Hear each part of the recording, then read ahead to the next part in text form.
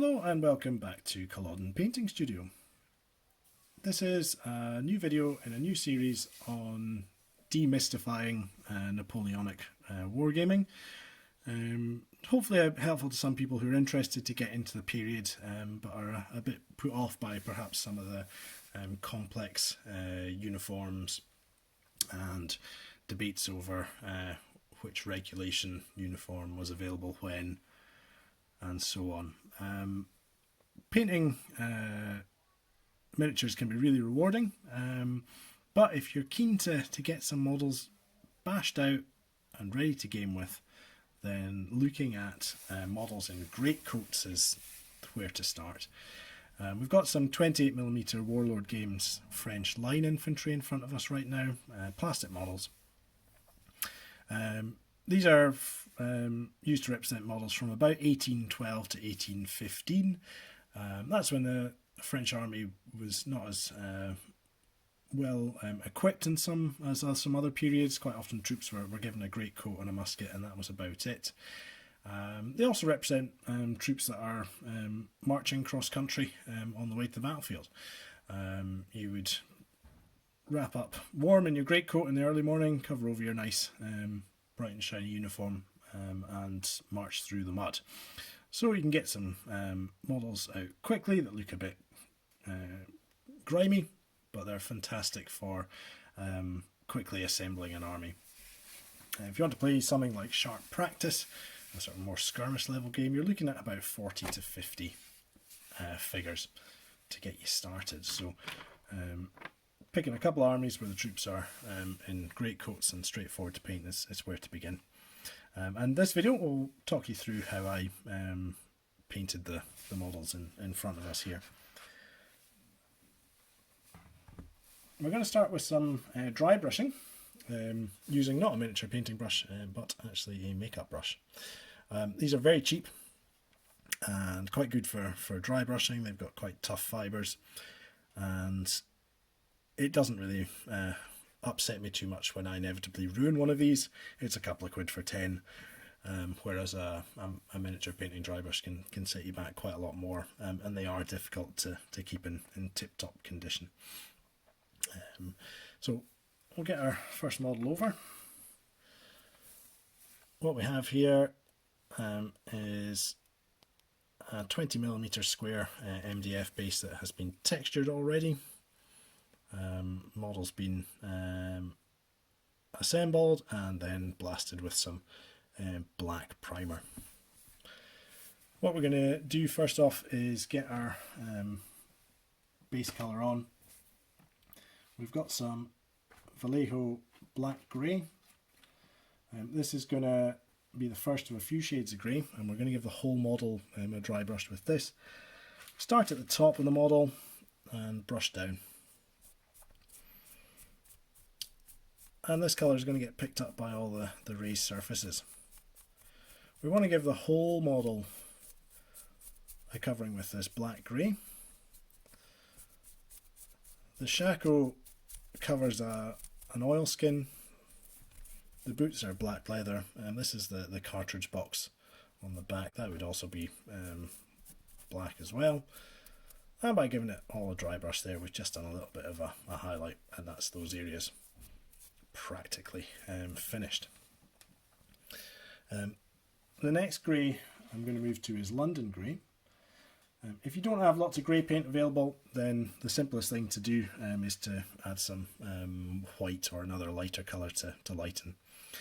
Concentrating really on the greatcoat with this. Now, we're not too worried about neatness at this stage. We want to try and avoid other areas on the model as best we can, and this is really the base colour for the greatcoat. And there we go, just a couple of seconds of work there. I've got some Vallejo dark sea grey next. We're using this as a highlight on the greatcoat, so sticking to the areas which would catch the light. So just on top of the arm here, on the shoulder, elbow cuffs, down towards the edge of the greatcoat as well.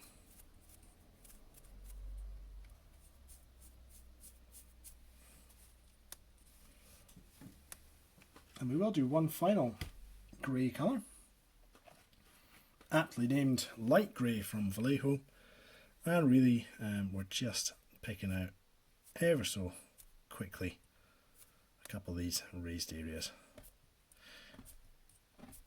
It's a very gentle downward movement. Just a wee bit extra on the pack there. That's going to help us with the brown colour we're going to place there later. So we'll give that brush a wash out, and we're going to move on to our standard brush, if you like. I've got a size 2 brush here. Size 2 is kind of my go-to for all painting. I'm going to work on the face first. I have some Army Painter tanned flesh. What we tend to find with lighter colours like this is a couple of coats might be necessary. So don't worry if it looks patchy as it goes on. It's better that we do a couple of coats rather than getting really thick paint splodged on, because that will obscure some of the detail.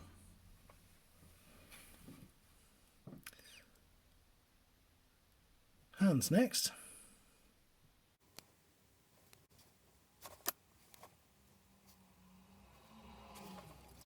So while that's drying, we can move on to the brown that I've got selected for the stock of the musket, and that'd be wood. So we've got some Vallejo flat brown here.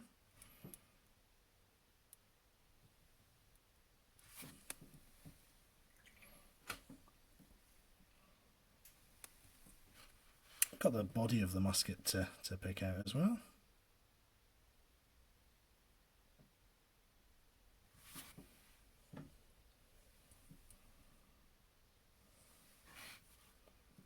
Flip the model around, just come onto the back. We would see some of the wood at the top there, and also down the inside.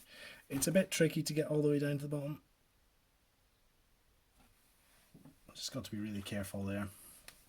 Some of the models, the musket's actually a lot closer to the side of the head, so I wouldn't even feel the need to go into that space.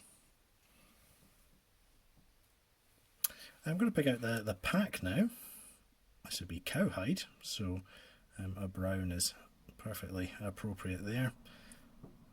We've got the flat brown to hand, so that's what we'll use. I'm just taking a little bit of time just to avoid the straps there. You could colour the whole thing in brown and pick them out later, but as I'm trying to go through all these steps at once, if I can avoid those areas, it just means I'm not having to wait ages for it to dry. So we're going to look at the flesh again. I'm actually going to use a slightly lighter one, some Barbarian flesh, and we'll go over the top, just a bit on the nose, forehead, the cheeks, lips, chin. And just by using this slightly lighter one to go over the top, just adding a little bit of highlighting, nothing too extreme.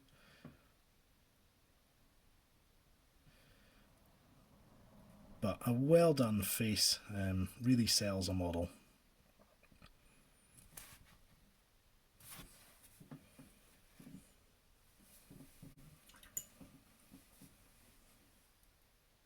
So, looking not too bad. This chap has a little bit of a bandage around his head, so we're going to get a bit of our off-white. They're quite characterful, these models. They all have little bits to them to differentiate them. So I'll just take a bit of Spaceship exterior from the Army Painter.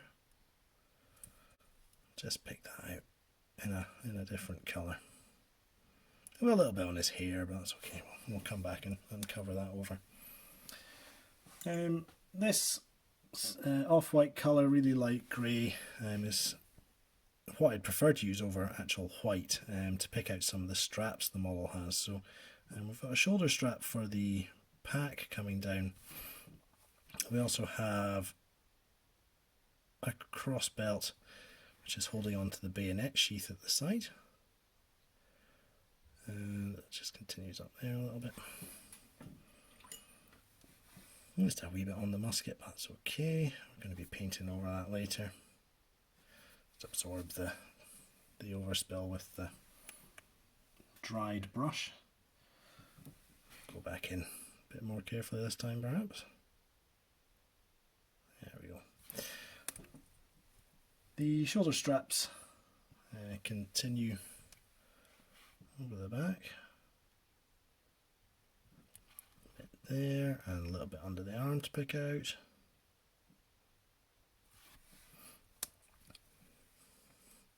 Part of the bayonet sheath of this model is just to the side of the cartridge pack.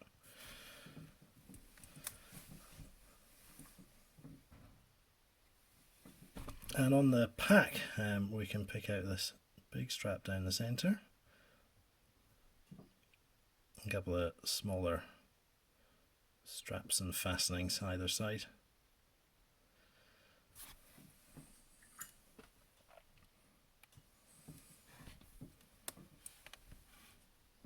With a steady hand we can pick out the very edges, which would be in white as well.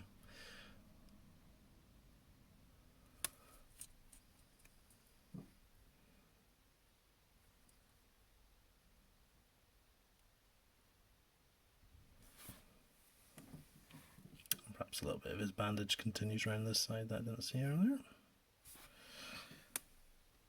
Trousers can be grey, white, brown. We'll use some of this Spaceship exterior for those.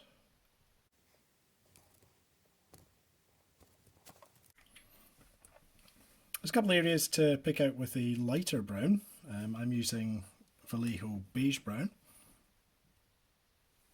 A string of onions running down off the pack here. It really is one of my favourite details on these Warlord models.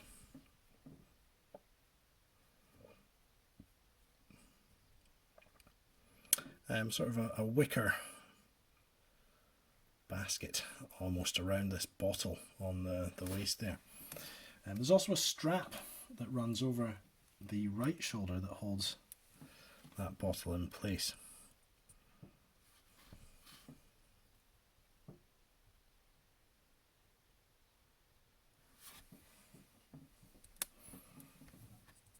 And we'll use this for the little bit of hair that's visible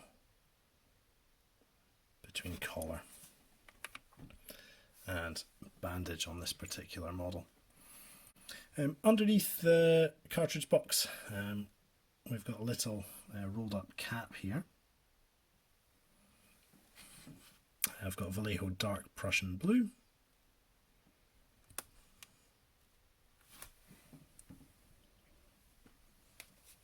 And at this point, just have a look at the model, see if there's anything we need to go back to tidy up.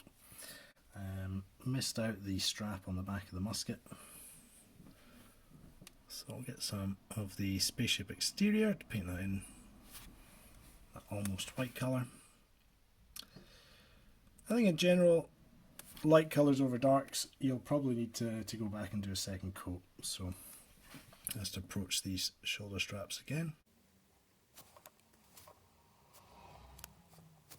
Covering over the trousers as well.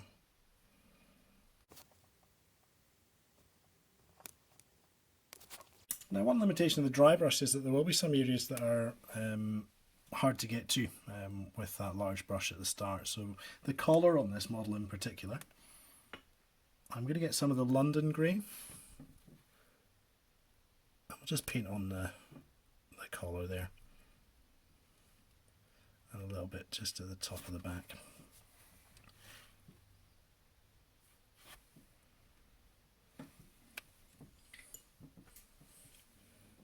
So we're going to maybe just do one final detail. That bottle, potentially that would be stoneware. So we've got some of the dark sea grey there just to finalise that. If you want to add an extra tiny detail. There's a couple of straps holding on the cap.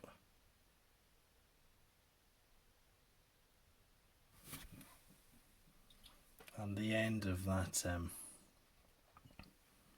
bayonet sheath there poking out. I'll just go back to the black grey just to darken it down, a bit more black in appearance. So we don't have much more to do. Metallics next. I'm swapping my brush out for a rather battered old Army Painter Regiment brush. Metallic paints have little flecks of metallic flakes in it, and they will ruin brushes eventually, so I'm avoiding using my everyday brush while I take this Army Painter plate mail metal and do the metal of the musket.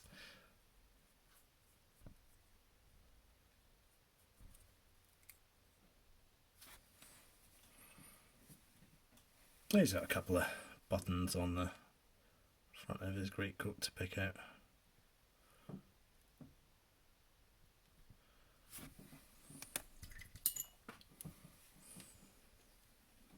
And at the top of the shackle here we have the lintel, brass from Vallejo to pick that out. The centre of that would indicate which company the model is in. For the French, we're looking at a green, a blue, a sort of purple, and a sort of peachy salmon colour whose name I forget. I've got a bit of blue on the go already, so we'll just pop a little bit of blue in the centre. Fine. Next step would be to cover the whole model with a bit of wash. I would use Army Painter Strong Tone mixed 2:1 with Quickshade Medium. I think putting this stuff on neat doesn't flow as well and can leave a bit more ugly pools of wash. It'll help to run into all the recesses, just add that extra bit of definition, and also add a bit of grime and grubbiness, which is what we want for these models on campaign. It'll take a bit too long to set on camera for us to see the final results. So as ever, like Blue Peter, here's one I've done earlier.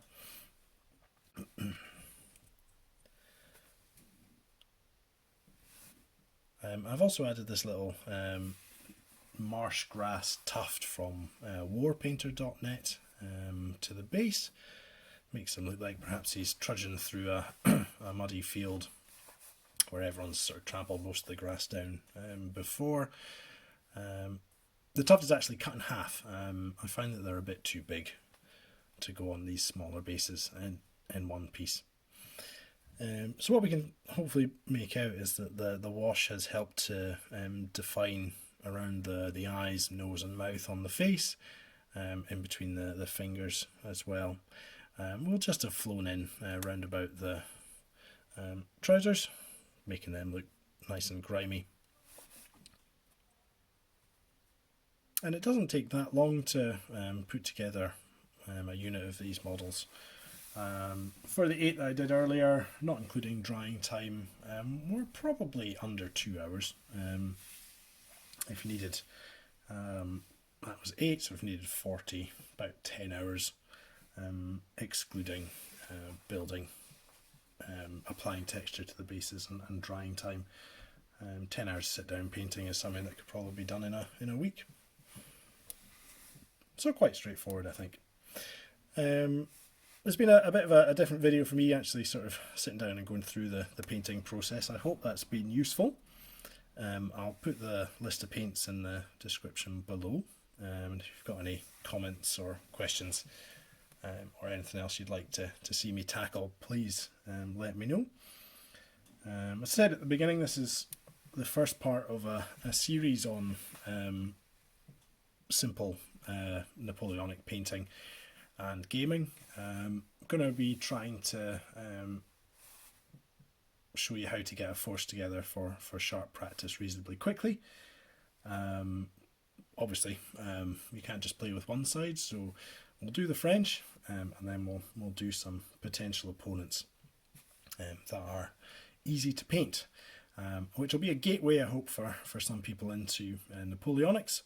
And once you've managed to tackle the chaps in the greatcoat, you might be able to move on to some of the more complicated uniforms and learn the joys of painting all sorts of cords and plumes and other fancy bits and pieces. So, thanks for watching. See you all again soon. Bye bye.